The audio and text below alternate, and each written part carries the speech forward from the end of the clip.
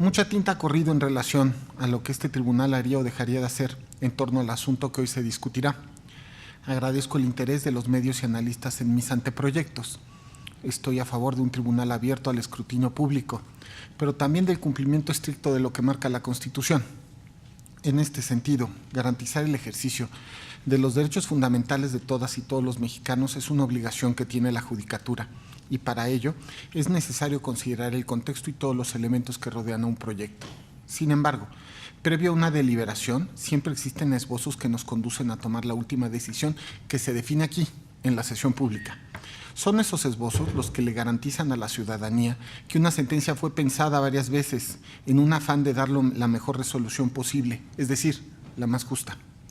Nuestra Constitución política es una construcción viva en la que tanto ciudadanas y ciudadanos como organizaciones de la sociedad civil, academia e instituciones públicas, incluyendo al Poder Judicial, somos un material que le otorga movimiento, fuerza y unidad.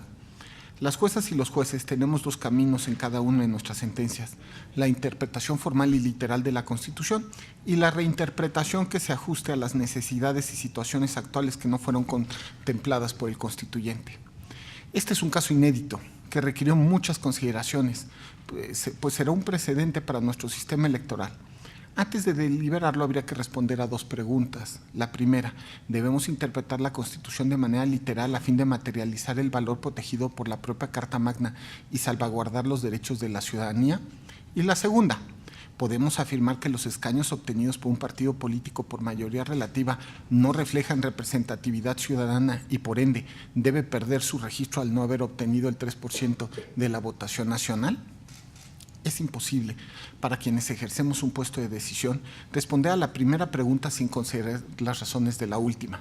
Nuestra ética judicial necesita ponderar siempre la validez de los argumentos que sostienen ambas respuestas. El espíritu de nuestra Constitución es progresivo y es racional, es dinámico y es evolutivo.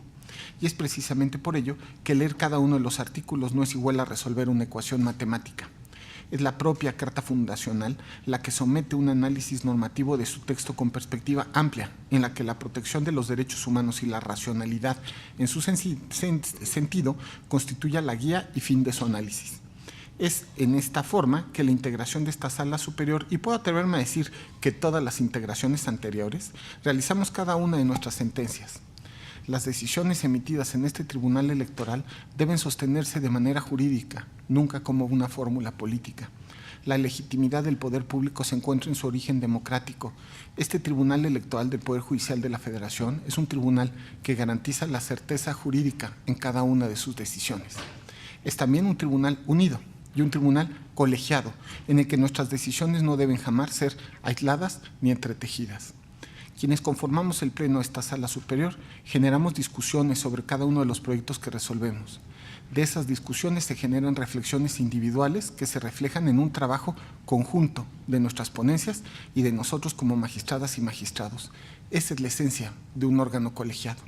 Sin embargo, no solo nos escuchamos entre nosotros, también y sobre todo escuchamos la voz pública y la de la ciudadanía, y así como la voz particular de aquellas y aquellos que estudian la materia electoral, ya sea desde la academia o desde diferentes asociaciones. Una democracia escucha todas las voces posibles, ahí reside su pluralidad.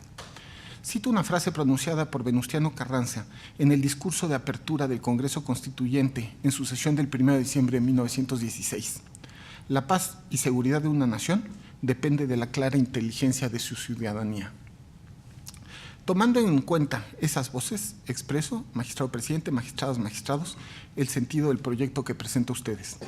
Es a través de los partidos políticos que la ciudadanía se ve representada, y es por ello que el Partido Encuentro Social no puede seguir siendo un partido político nacional, pues en la marca de los emblemas de las boletas electorales queda claro que no alcanza la representación ciudadana necesaria al no tener suficientes votos por sí mismo en las pasadas elecciones federales, sino por mayoría relativa.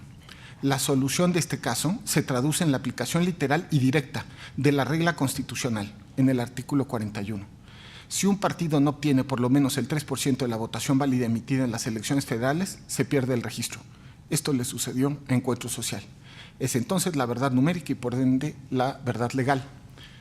Finalizo mi intervención, solo quiero dar una lectura enfática del párrafo cuarto del artículo 41 de la Constitución Política de los Estados Unidos Mexicanos, que dice: el partido político nacional que no obtenga al menos el 3% del total de la votación válida emitida en cualquiera de las elecciones que se celebren para la renovación del Poder Ejecutivo o la Cámara del Congreso de la Unión, le será cancelado el registro.